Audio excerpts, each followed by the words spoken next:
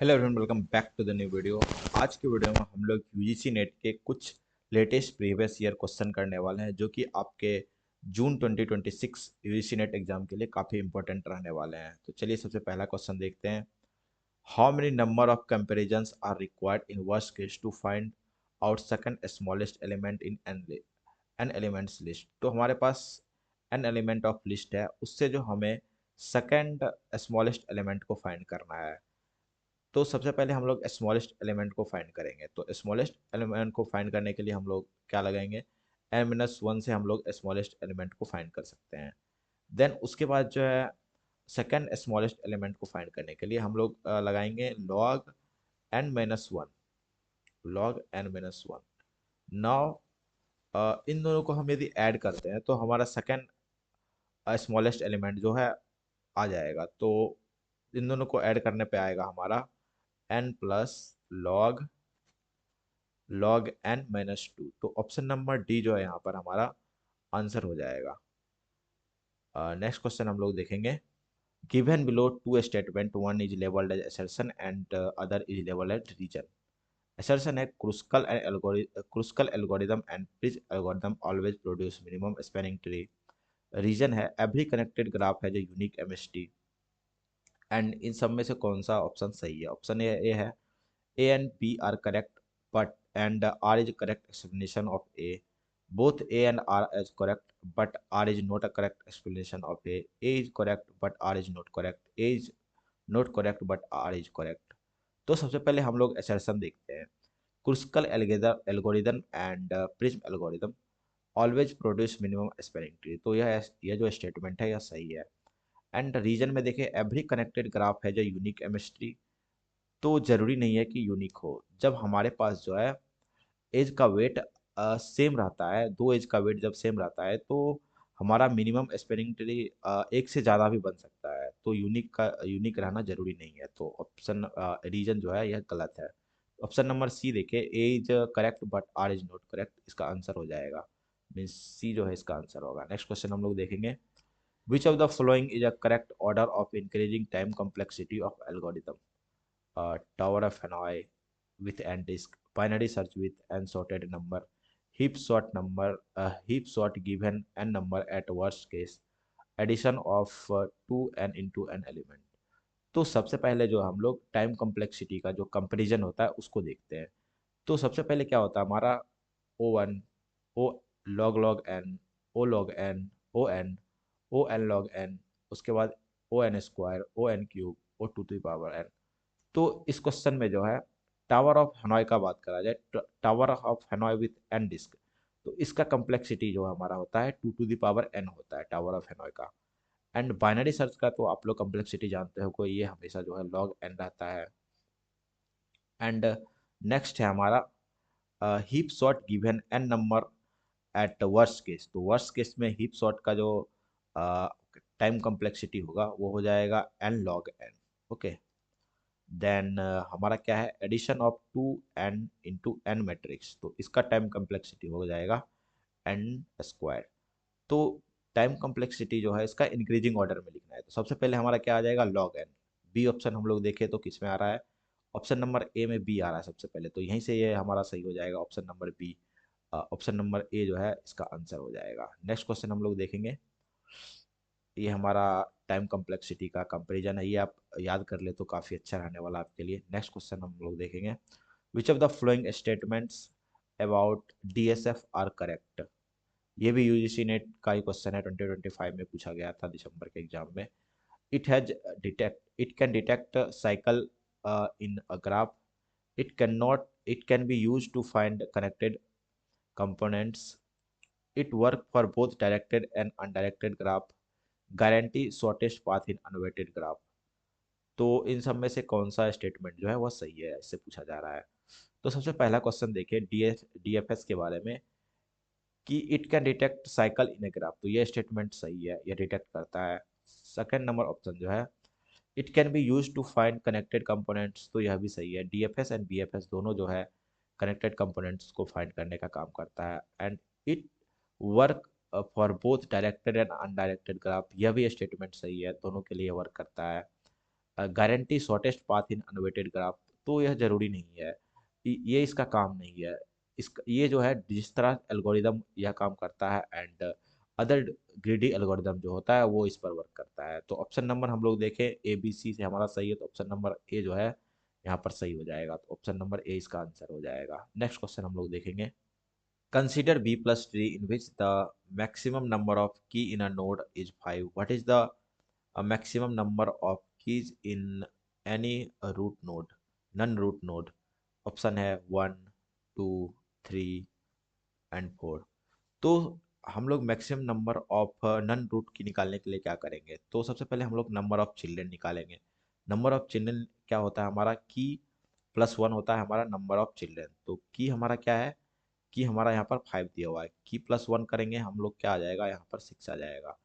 And number of non root निकालने का formula होता है कि n divided by 2 minus one, means n ये क्या होता है, नंबर ऑफ चिल्ड्रन।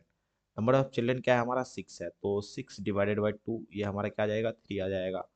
एंड ये 3 - 1 मतलब कि 2 हमारा जो है यहाँ पर आंसर हो जाएगा, बी यहाँ पर करेक्ट आंसर हो जाएगा। नेक्स्ट क्वेश्चन हम लोग देखेंगे, which of the following are limitation of greedy algorithm? They always fail for NP-hard problem. They may not give the optimal solution for all problems. They are faster than dynamic problem in most cases. They make local choices without looking ahead. तो सबसे पहला हम option देखें कि they always fail for NP hard problem. तो basically हमेशा fail नहीं करता है ग्रेडी algorithm for NP hard problem, तो ये ऑप्शन ये जो है हमारा लिमिटेशन नहीं होगा, तो ये ऑप्शन हमारा गलत हो जाएगा। नेक्स्ट क्वेश्चन है, they may not give the optimal solution for all problem, ये इसका जो है लिमिटेशन है, सही बात है ये। They are faster than dynamic problem in most of the cases, ये बात सही है, बट ये जो है इसका एडवांटेज है, नॉट अ लिमिटेशन, तो ये पॉइंट भी हमारा गलत हो जाएगा। They make local choices without looking at, ये बात ये भी इसका लिमिटेशन है, तो option number B and D जो है इसका सही हो जाएगा, तो ऑप्शन नंबर डी जो है हमारा यहाँ पर सही हो जाएगा। नेक्स्ट क्वेश्चन हम लोग देखेंगे, arrange the following algorithm for the most efficient based on their time complexity. तो ये सारे एल्गोरिदम दिए हुए हैं, इसका जो हमें सबसे पहले टाइम कॉम्प्लेक्सिटी पता करना है, देन उसके बाद जो है इसको अरेंज करना है based on their time complexity. तो क्रुस्कल एल्गोरिदम जो है इसका टाइम कॉम्प्लेक्सिटी क्या होता है, क्रुस्कल एल्गोरिदम का टाइम कॉम्प्लेक्सिटी होता है ओ भी प्लस ई।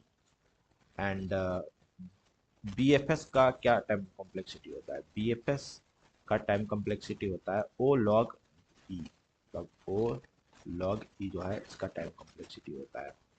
देन हमारे पास है बेलमन फोर्ड। बेलमन फोर्ड का जो है टाइम कॉम्प्लेक्सिटी होता है वो होता है लॉग नहीं लॉग नहीं, ओ वी ई होता है इसका बेलमन फोर्ड का टाइम कॉम्प्लेक्सिटी। देन हमारा है डिजिस्क्राल एल्गोरिदम। डिजिस्क्राल एल्गोरिदम का टाइम कॉम्प्लेक्सिटी होता है ओ भी स्क्वायर। एंड लास्ट है हमारा एडिमन के मैप एल्गोरिदम, इसका टाइम कॉम्प्लेक्सिटी होता है ओ भी ई स्क्वायर। तो हम लोग इस चलिए इसको अरेंज करते हैं, अरेंज करेंगे तो सबसे पहले जो हमारा बी नंबर ओ लॉग ई ये सबसे मिनिमम आएगा, मतलब इसका सबसे टाइम कॉम्प्लेक्सिटी मैक्सिमम आएगा, तो ऑप्शन नंबर यहाँ पर हमारा जो है सी सही हो जाएगा। एंड उसके बाद डी आ जाएगा, डी में क्या है, D star O B square, उसके बाद ए आएगा, then C, then E. Next question हम लोग देखेंगे, match the list one with list two. List one है dynamic programming, greedy, backtracking, branch and bound. तो डायनेमिक प्रोग्रामिंग जो है हमारा यहाँ पर फ्लॉयड वर्सल शॉर्टेस्ट पाथ से मैच करेगा, एंड ग्रीडी जो है हफमैन कोडिंग से, backtracking Hamilton cycle problem से, एंड ब्रांच एंड बाउंड जो है travelling salesman using lower bound से। तो इसका जो ऑप्शन हो जाएगा, ए मैच करेगा वन से, बी मैच करेगा सेकंड से, सी मैच करेगा थर्ड से, एंड डी मैच करेगा फोर्थ से, तो ऑप्शन नंबर सी हम देखें तो ये इसका सही हो जाएगा। नेक्स्ट क्वेश्चन जो है हमारा ये आईटीआई वॉइस प्रिंसिपल का यह क्वेश्चन है जो कि 30 जुलाई 2025 में पूछा गया था। Which condition causes stack overflow, stack overflow का कौन सा कंडीशन होता है, insertion into full stack, removing from an empty stack, reading beyond the top, allocating too much memory. तो स्टैक में जो है टू ऑपरेशन होता है, एक होता है इंसर्शन के लिए, एक होता है डिलीट के लिए। इंसर्शन के लिए हम लोग पुश करते हैं एंड डिलीट के लिए हम लोग पॉप करते हैं। एंड हमारा ओवरफ्लो का कंडीशन तब होता है जब हम लोग मैक्सिमम हमारा मतलब फुल हो जाए एंड हम उसमें ऐड करना चाहें, तो वो हमारा जो है ओवरफ्लो का कंडीशन होता है। अंडरफ्लो का कंडीशन होता है जब साइज में से हम लोग कुछ निकालना चाहे, मीन्स साइज -1 करना चाहे, तो वहाँ पर हमारा अंडरफ्लो का कंडीशन होता है। तो ऑप्शन नंबर बी हम लोग देखेंगे, रिमूविंग एन एम्प्टी स्टैक जो है ये अंडरफ्लो का कंडीशन होता है, तो ऑप्शन नंबर बी सही हो जाएगा। एंड ऑप्शन नंबर ए जो है insertion into a full stock stack, ये जो है हमारा ओवरफ्लो का कंडीशन है। नेक्स्ट क्वेश्चन हम लोग देखेंगे, best case time complexity for of quick sort is achieved when. Best case जो है टाइम कॉम्प्लेक्सिटी क्विक सॉर्ट का कब अचीव किया जाएगा? The pivot divides the array equally in every position, all element are the same, array is sorted, pivot is always first element. तो array is sorted रहेगा तो ये तो वर्स्ट टाइम कॉम्प्लेक्सिटी बताएगा। एंड यहाँ पर पाइवेट पाइवेट जो है, पाइवेट हमारा जो है रहेगा, पाइवेट डिवाइड करेगा एरे इक्वली को, तब हमारा जो है बेस्ट टाइम कॉम्प्लेक्सिटी आएगा। यहाँ पर हमारा ऑप्शन नंबर ए सही हो जाएगा। एंड हम लोग बात करें क्विक सॉर्ट की, क्विक सॉर्ट वर्क करता है डिवाइड एंड कॉन्कर मेथड पर। एंड इसमें क्या होता है कि एलिमेंट चॉइस किया जाता है पाइवेट के थ्रू, एंड पाइवेट के आधार पर जो है एरे को हम लोग डिवाइड करते हैं। मीन्स जो असेंडिंग होता है एक तरफ हो जाता है, जो कि जो मतलब बड़ा रहता है वो एक साइड हो जाता है, एंड जो छोटा रहता है वो दूसरे साइड हो जाता है। हर लेवल पर जो है यहाँ पर एन पर काम करता है, तो इसका जो है टाइम कॉम्प्लेक्सिटी लॉग एन होता है। एंड यह पाइवेट पाइवेट इसको डिवाइड करता है, तो ए ऑप्शन यहाँ पर सही होगा हमारा। नेक्स्ट क्वेश्चन हमारा, which of the following algorithm uses the greedy approach to find a MST?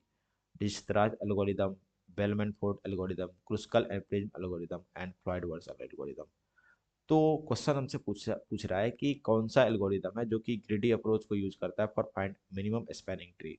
Option हमारा हो जाएगा क्रुस्कल एप्रिल एल्गोरिदम, जो है यह हमारा फाइंड करता है for minimum spanning tree. And हमारा ग्रीडी अप्रोच जो है, ग्रीडी अप्रोच क्या होता है? ग्रीडी अप्रोच इस लेवल पर बेस्ट लोकल सोल्यूशन जो देता है वो हमारा ग्रीडी अप्रोच होता है। ऑप्शन नंबर ए डिजिटल डिजिटल एल्गोरिदम है, ये होता है फॉर शॉर्टेस्ट पाथ एल्गोरिदम, इसे बोला जाता है। एंड बेलमंट फोर्ड को भी यही बोला जाता है, मतलब shortest path algorithm. And Floyd Warshall algorithm जो होता है यह होता है all pair shortest path algorithm. Next question हम लोग देखेंगे, which of the following best describe memorization in dynamic programming? Using array to sort sub problem, sorting the result of function call to avoid recomputing, rewriting recursion function to be iterative, ignoring sub problem that don't affect the final result। तो सबसे पहले जो यहाँ पर word है हमारा memorisation, memorisation को समझते हैं। मेमोराइजेशन मतलब होता है कि रिकर्शन फंक्शन के रिजल्ट को जो स्टोर करता है उसे हम लोग मेमोराइजेशन बोलते हैं। एंड डायनेमिक प्रोग्रामिंग जो होता है, डायनेमिक प्रोग्रामिंग ये हमारा वर्क करता है ओवरलैपिंग सब प्रॉब्लम पर एंड ऑप्टिमल सब सब प्रॉब्लम पर, सब स्ट्रक्चर पर। तो यहाँ पर ऑप्शन नंबर बी देखिए हम लोग, storing the result of function call to avoid recomputation. Function call जो है यहाँ पर रिकर्शन के थ्रू होगा, तो यह ऑप्शन जो है हमारा ऑप्शन नंबर बी सही हो जाएगा। नेक्स्ट नेक्स्ट क्वेश्चन है हमारा, which of the following is not true about a complete graph in n vertices? Option है, it has n into n minus one divided by two edges, each vertices had degree n minus one, it contains no cycle, it is connected. तो हमारा सबसे पहले यहाँ पर देखेंगे complete graph को। Complete graph क्या होता है? कंप्लीट ग्राफ में होता है कि इच वर्टेक्स जो होते हैं कनेक्टेड रहते हैं एक दूसरे से, एंड यहाँ पर हर वर्टेक्स की डिग्री जो है n-1 होती है, एंड यहाँ पर नंबर ऑफ एजेस जो होता है n into n-1 divided by two होते हैं। तो ऑप्शन नंबर ए देखेंगे, it has n into n-1 divided by two edges, यह सही है। Etch vertices has degree n-1, यह भी सही है। इट कंटेन नो साइकिल, ये जो है स्टेटमेंट ये गलत है। इट इज करेक्टेड, यह भी सही है। इट कंटेन्स नो साइकिल, यह स्टेटमेंट गलत है। यहाँ पर जो है बहुत सारे साइकिल बनते हैं। ऑप्शन नंबर सी हमारा यहाँ पर सही हो जाएगा। नेक्स्ट क्वेश्चन है हमारा, let a B S T is constructed by inputting a order list 33, 45, 2 and 91, 47 and 95। Left to right, which of the following pair element will be on the last table of B S T. Last table of B S T क्या होगा? तो सबसे पहले हम लोग आइए reconstruct करते हैं। सबसे पहले हमारा क्या है? 33। 33 से ज़्यादा हमारा क्या है? 45। तो ये 45 इधर आ जाएगा। देन हमारा 2 है, 2 जो है हमारा लेफ्ट में आ जाएगा। एंड उसके बाद हमारा क्या है? 91। 91 45 से बड़ा है तो ये यहाँ पर आ जाएगा। देन 91 से जो है छोटा है हमारा 47, तो ये फाइनली हमारा यहाँ पर आ जाएगा। एंड नेक्स्ट हमारा 95 जो है 91 से बड़ा है। तो ऑप्शन नंबर हम लोग सी देखें तो 91 एंड 9 47 एंड 95 ये हमारा आंसर सही हो जाएगा। नेक्स्ट क्वेश्चन हम लोग देखेंगे, what is the time complexity of inserting an element at the beginning of link list. तो टाइम कॉम्प्लेक्सिटी क्या होगा एलिमेंट का? हम लोग यदि लिंक लिस्ट में इंसर्ट करें at the beginning, O n O n O log n O n log n, तो बिगनिंग में हम यदि इंसर्ट करते हैं तो ओ वन ही इसका टाइम कॉम्प्लेक्सिटी होगा। तो ऑप्शन नंबर ए सही हो जाएगा। नेक्स्ट क्वेश्चन हम लोग देखेंगे, a linear list in which element can be added और removed at either end but not the middle is called. तो कौन सा ऐसा लीनियर हमारे पास लिस्ट है जिसमें कि हम लोग मिडिल में जो है कोई भी एलिमेंट को रिमूव नहीं कर सकते? या तो स्टार्टिंग में करेंगे या फिर एंड में करेंगे, लिंक लिस्ट में या फिर प्रायोरिटी क्यू में, बाइनरी थ्रेडेड बाइनरी में या फिर डी क्यू में। तो लिंक लिस्ट में जो है हम लोग इसमें हम लोग बीच में ऐड या रिमूव कर सकते हैं। प्रायोरिटी क्यू में भी ये कंसेप्ट अलग है यहाँ का। थ्रेडेड बाइनरी ट्री में भी हम लोग बीच में इंसर्ट एंड रिमूव कर सकते हैं। डी क्यू जो होगा, डी क्यू इसका आंसर हो जाएगा। डी क्यू में क्या होता है कि डी क्यू मतलब कि double ended Q. D Q में जो है हम लोग या तो इस इंड से हम लोग डिलीट या इंसर्ट करते हैं या फिर इस इंड से हम लोग डिलीट या इंसर्ट करते हैं, बीच से हम लोग डिलीट या इंसर्ट नहीं करते। तो ऑप्शन नंबर डी यहाँ पर सही हो जाएगा। नेक्स्ट क्वेश्चन हम लोग देखेंगे, which data structure cannot have cycle? Graph, link list, tree, circular circular queue. तो क्वेश्चन हमसे पूछ रहा है कि कौन सा जो है डेटा स्ट्रक्चर के पास जो है साइकिल नहीं पड़ता है बनता है। तो ग्राफ का बात करें तो ग्राफ में जो है हमारा साइकिल बनता है। एंड लिंक लिस्ट में भी हम लोग सर्कुलर लिंक लिस्ट पढ़ते हैं। एंड सर्कुलर क्यू तो लिखा हुआ ऑलरेडी है। तो ऑप्शन नंबर सी जो है यहाँ पर ट्री, ट्री में जो है साइकिल्स नहीं बनता है। ये क्वेश्चन जो है हमारा हरियाणा असिस्टेंट प्रोफेसर का है, जो कि लेटेस्ट हमारा असिस्टेंट प्रोफेसर का एग्जाम हुआ था हरियाणा के अंदर। नेक्स्ट क्वेश्चन हम लोग देखेंगे, consider the following two states. Statement one है, the stack data structure follow LIFO policy. Second statement है, the queue data structure uses push insertion to insert an element into it. तो पहला statement जो है हमारा सही है। स्टैक जो हमारा लीफो कंसेप्ट यूज करता है, last in first out. And Q जो है हमारा पुश ऑपरेशन का यूज करता है। ये स्टेटमेंट जो हमारा गलत है। क्यू में हम लोग इन क्यू या डी क्यू का यूज करते हैं, ये स्टैक में हम लोग पुश एंड पॉप का यूज करते हैं। तो ऑप्शन नंबर हम लोग सी देखें, statement one is correct and second is false, इसका आंसर हो जाएगा। नेक्स्ट क्वेश्चन है हमारा, a Hamilton path in a graph is a path that visit every vertex exactly once, start and end at the same vertex, covers all edge exactly once, contains minimum number of edges। तो Hamilton path जो है ऐसा path जो हर vertex पर केवल एक बार जाए, वो हमारा हैमिल्टन पाथ होता है। तो ऑप्शन नंबर वन देखें, visit every vertex exactly one, इसका जो है आंसर हो जाएगा। एंड हमारा क्या है? ऑप्शन नंबर बी देखिए, start end in at the same vertex edge. ये जो है हमारा, ये होता है हमारा हैमिल्टन सर्कल्स इसको बोलते हैं। यहाँ पर हमसे पूछ रहा है हैमिल्टन पाथ के बारे में। Covers all edge exactly once, ये जो कंसेप्ट है ये हमारा यूक्लिडियन पाथ का है। And option number D, contain the minimum number of edges, यह जो है इससे रिलेटेड नहीं है। इसका आंसर ऑप्शन नंबर ए होगा। नेक्स्ट क्वेश्चन हमारा है, the necessary and sufficient condition for of a graph to be Eulerian is, every vertex has the same degree, every vertex has odd degree, every edge is connected to two vertices, every vertex has an even degree. तो इसका option number D जो है हमारा सही हो जाएगा। इक्विडियन क्या होता है कि ऐसा कोई भी ग्राफ इक्विडियन होता है जिसमें कि वर्टेक्स की डिग्री इवन होनी चाहिए, वो हमारा इक्विडियन ग्राफ होता है। तो ऑप्शन नंबर डी सही हो जाएगा। तो आज की वीडियो के लिए इतना ही। आज की वीडियो में हम लोगों ने कुछ लेटेस्ट असिस्टेंट प्रोफेसर या फिर कोई भी गवर्नमेंट एग्जाम हो गया, उसके हमने लेटेस्ट डेटा स्ट्रक्चर के क्वेश्चन किए। अगले वीडियो में भी हम लोग डेटा स्ट्रक्चर के कुछ इंपॉर्टेंट क्वेश्चन करने वाले हैं। तो इसी तरह के वीडियो के लिए आप चैनल पर बने रहने के लिए चैनल को सब्सक्राइब कर लीजिए, एंड मिलते हैं नेक्स्ट वीडियो में। तब तक के लिए बाय बाय।